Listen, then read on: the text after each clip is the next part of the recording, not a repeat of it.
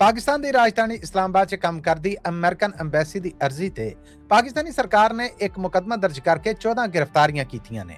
Embassy का आखना सीगा कि ये लोग जाली कागज पत्र तैयार करके अमरीका च एक नाम निहाद या गुमनाम जिहियां कागजां पत्थरां तक होने वाली कॉन्फ्रेंस दे विच सांझ पाउण लई जा रहे सन।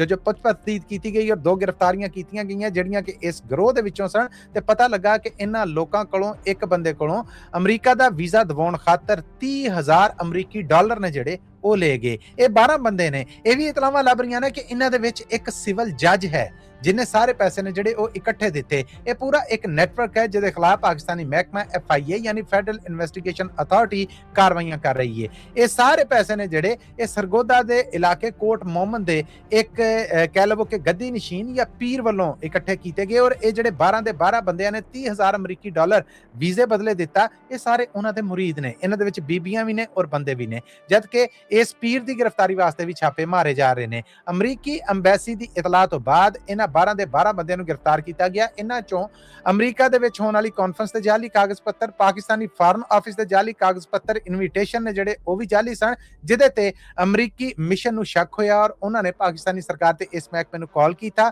ਔਰ ਜਾਲੀ ਵੀਜ਼ੇ ਦਾ ਇਹ ਪੂਰੇ ਦਾ ਪੂਰਾ ਗਰੋਹ ਔਰ ਜਾਲੀ ਵੀਜ਼ੇ ਦੀ ਭੇਂਟ ਚੜਨ ਵਾਲੇ ਇਹ 12 ਜਿਹੜੇ ਲੋਕ ਨੇ ਇਹਨਾਂ ਦੀ ਗ੍ਰਿਫਤਾਰੀ ਹੈ ਜਿਹੜੀ ਉਹ ਅਮਲ ਦੇ ਵਿੱਚ ਆਈ। ਜਦਕਿ ਮਰਕਜ਼ੀ ਕਿਰਦਾਰ ਜਿਹਨੇ ਪੈਸੇ ਫੜੇ ਸਨ ਉਹਦੀ ਗ੍ਰਿਫਤਾਰੀ ਲਈ ਛਾਪੇ ਮਾਰੇ ਜਾ ਰਹੇ ਨੇ।